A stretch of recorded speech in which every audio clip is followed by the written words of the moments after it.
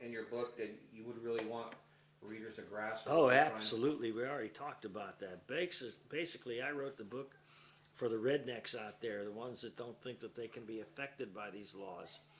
I really hope that through the book they would read it and they would understand that eventually the federal government would regulate your livelihoods and regulate what you wanted to do. I mean, just like yourself, you've got a son and a daughter, and you want to take them out hunting and fishing, and you got the protectionists trying to claim that, oh, we got to protect everything. Well, you know, wildlife really has a way of taking care of itself, really, and what you really got to do is watch out for the government trying to regulate you out of your enjoyment.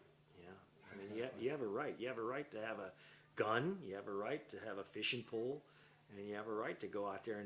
And in my case, I felt like if I had the ability and the knowledge to go out there and find those sharks, I had a right to catch them. I mean, you get a lot of... It was your livelihood. It was my livelihood. Yeah. I mean, you're going to always find some guys that are going to go, oh, hell, there's not that many sharks out there. I can't find them. Well, maybe that's because he don't know how to fish.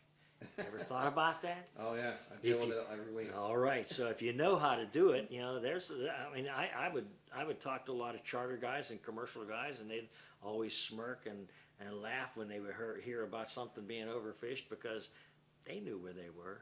One other thing on that question. Okay. And I think we better touch on that. Okay. The bottom line is, if you let these protectionists have their way, Right. okay, they're going to take all of that away from you.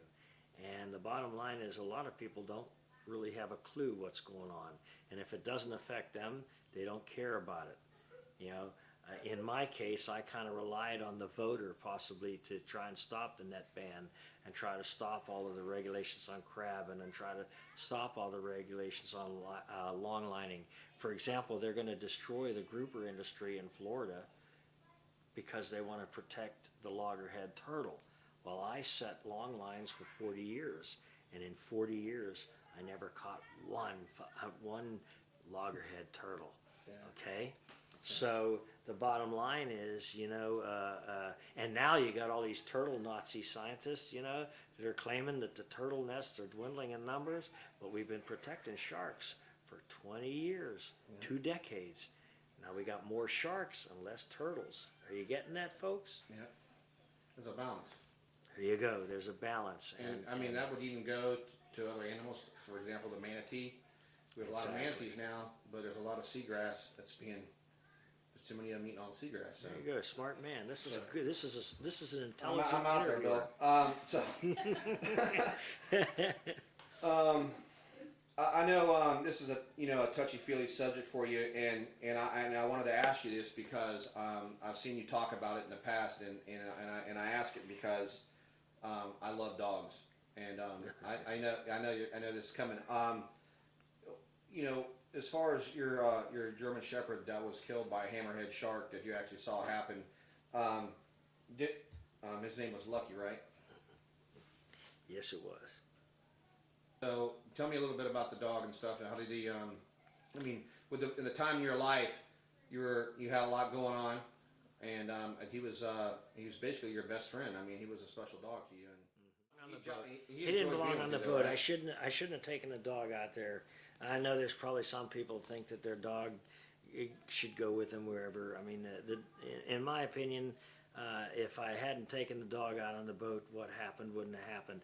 I also got a girlfriend or an ex-girlfriend that probably thought that if the dog wasn't out there, we wouldn't be here today. So, you know, you can... From the way I read it in the book, it kind of sounds like he was barking on the boat, so he knew he was trying to tell you to get out of the water, and he wouldn't have been there, and he probably would have attacked you. You think that, or? Well, that's your opinion coming from somebody that likes dogs. I like dogs too. Yeah, it was just a thing. It just happened. It just happened. We were out there, and the shark probably was attracted. He wasn't attracted to the area because the dog was in the water, because the dog wasn't in the water yet. And some scientists claim that dogs have some pheromones or something that bring sharks in. That's horseshit, whatever. Oh, I said a bad word. It's okay. Sorry. That's all right. This isn't going on national TV. This is being this is for people that really want to hear the story. So Okay, you say well, it like it is.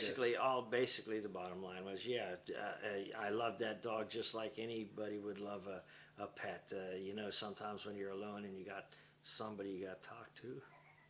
Yeah, that's right. That's right. But it's a deadly. People got to understand sharks. Sharks are high. They're an apex predator, you know. And whether the shark would have bit me or my girlfriend or the dog, basically, I was lucky the dog was there. Yeah, because he jumped in the water. Absolutely, but you know, did I think he was going to save my life? I think he might have been wanting to play with the shark. I really don't know. Yeah. And who does know? Nobody knows. That's right. Yeah. With your experience, and myself being a guide, and I wanted to know because I mean, you've had 40 years of catching these sharks. What by far do you think is the toughest shark to catch as a fisherman? All of them. Yeah. Yeah, it just depends. What was the one that really just made you think, damn, if I do something wrong here, this could be a really big mistake? I mean, was all of them like that, or? Well, I know you caught a lot of big sharks. The sharks you were dealing with, but. From a standpoint of a sports fisherman, when you catch a shark rod and reel, you're more apt to lose the shark. Your gear is not really rigged to handle. I mean, the technology on the type of fishing line nowadays will bring in pretty big sharks, but long lining, the way a commercial fisherman long lines, the breaking strength of nylon line is some of the stuff like the half inch that I would use, breaking strength is almost 6,000 pounds. So a big shark, you're likely to get them boat side, whereas somebody rod and reeling with breaking strength of 1,000 pound, he might get away, break the line. Another thing, the thread line might get wound around their body, and their sandpaper hide will break that. But when you're long lining, you're going to bring that thing boat side. Yeah. So you damn well better have a method of killing it. Otherwise you're going to be dealing with it. And there's a lot of things that can happen when you're out on a boat. Things can go wrong. The line could get wrapped around the propeller. There's just all kinds of stuff. So even just as a normal fishing, you deal with that. But as far as so I would use a shotgun, but now I got to throw this. The Fish and Game Commission, Florida Fish and Game, says you're not allowed to shoot that shark. Remember, guys. That's right. So you got to beat him with your dick. That's it.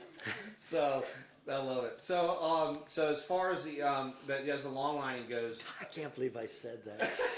As far as the long lining goes, with you using the chain and type of nylon you're using, which one really had you? Well, scared? tiger sharks definitely don't like they don't like their head pulled out of the water. So none of them do. The bull sharks, any sharks, once their head is pulled out of the water, they get really aggressive. Well, they're not moving and they're not getting air. They don't like that. But a tiger shark, they're pretty aggressive. Lemon sharks, a lot of guys don't realize it, but a lemon shark is really a difficult fish because they are actually able to rest on the bottom like a nurse shark. So by the time you pull them up, they're full of piss and vinegar. Yeah, they're still green. They're a lot. They can green. That's the word. Yeah.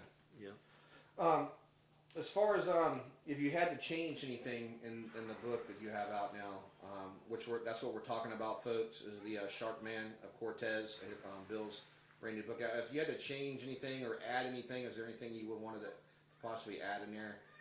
Yeah, I was telling my wife the other night. It's funny how some stuff pops up.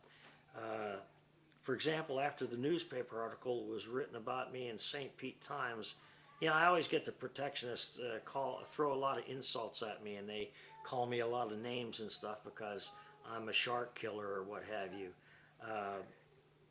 But I put a response on the website where I said, protectionists, like to push the propaganda that the shark is misunderstood, and they want to play that game. But the bottom line is, one thing they can't deny is if you ever find yourself floating out on the water and you're in a life jacket or something, that predator shark that they look at as Bambi will eventually find you. You better hope that the Coast Guard finds you before Bambi, because they will consume you. And no amount of sharks misunderstood propaganda is going to change that. And anybody that thinks otherwise, God help you. And I thought about that, and I told my wife, I said, I wish I would have put that in the book.